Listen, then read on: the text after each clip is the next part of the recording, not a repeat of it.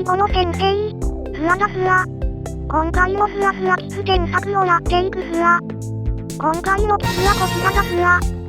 この棒を打ったのは白番目玉焼きさん。囲碁クエストのレートは890だスラ。お便りももらったスラよ。ふむふむ。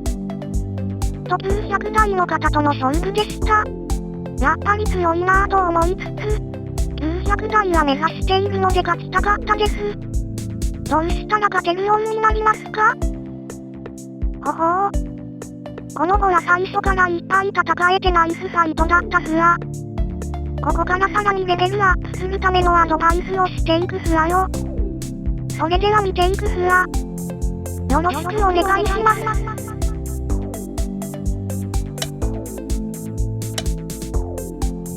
左右対称で面白い布石だスラ。白6で早速戦いに突入だスラ。戦いでは、相手の石を分断する手が良い手になるので、そこに注目してみてほしいスラ。白6は黒三角を分断してとても良い手スラね。お相手さんもいい手だスラ。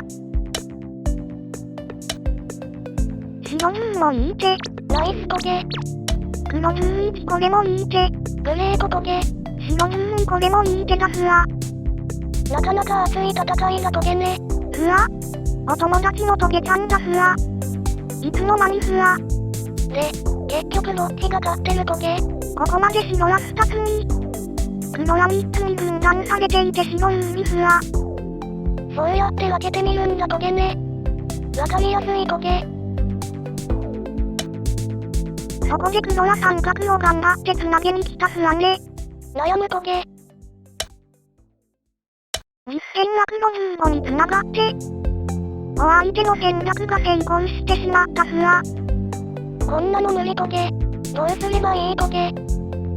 スラ、落ち着くだスラ。ここで相手の隙を突く技があるスラ。その名も、秘伝技、見合いだスラ。かっこいいトゲ、忍者みたいトゲ。ここでは白1と打つスラ。次にバツに打って白はつながりながら、黒三角を分断するのが目的だスラ。三角同士がひっつくのを邪魔するトゲ。黒が先にそこに来たら、両あたりの術が発動。両あたり、2箇所同時にあたりにする術だスラ。次に三角のどちらかを取れて白有利だスラ。とてもお得だトゲね。白1は×の分断と、三角の両あたり、2つの狙いを持ってるんだスラ。これが秘伝技、見合いだスラ。覚えるトゲよ。黒15となったところで、右下の黒は立派な大内を持っているから、ここに攻めるのは難しいスラね。手裏剣投げてもダメトゲ。白石しか置けないスラ。白16では、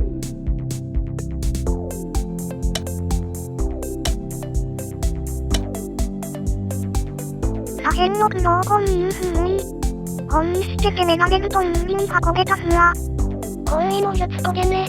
術を気に入ってるスラね。そっちを攻めればよかったトゲか。実戦に戻るスラ。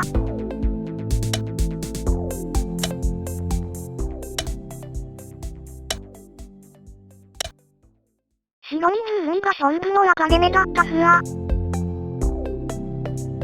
ここではこの白と黒が戦っているので、先に黒を包囲すれば白が有利だったスラ。夏トゲ。スラ。この時点で白は8個も繋がってるトゲ。貧弱な黒3つなんて勝負にならないトゲよ。何も打たなくても全部白ギラトゲ。石の強さは大きさじゃなくて、お家を持っているかどうかなんだスラ。お家？例えばこの黒は大きなお家を持っていて安心スラね。この白はどうスラ？図体はでかいけどお家がないトゲ。そんなんだスラ。ここに白のお家が立つか、黒のお家が立つかが勝負の分かれ目なんだスラ。先に黒に攻められたらまずいトゲね。この城はすでに小さいお家を持ってて、急いで守る必要はなかったすら。上の城が先制攻撃を受けて、苦しい戦いになってしまったすら。やばいトゲ、黒に囲まれるトゲ。白も黒石を取って頑張ったけど、惜しくも一歩及ばず取られてしまったすら。先制攻撃が勝敗を分けたトゲね。すら、ここで勝負は決まったけど、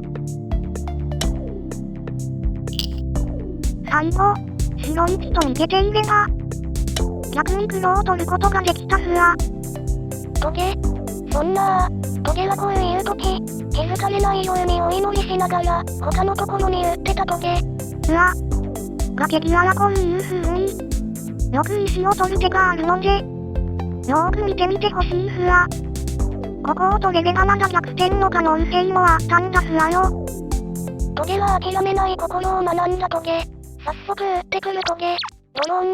あらら、いっちゃったすら。このポイントは3つ。1、戦いや相手を分断する手が大事。2、同時に2箇所を狙う朝、未来。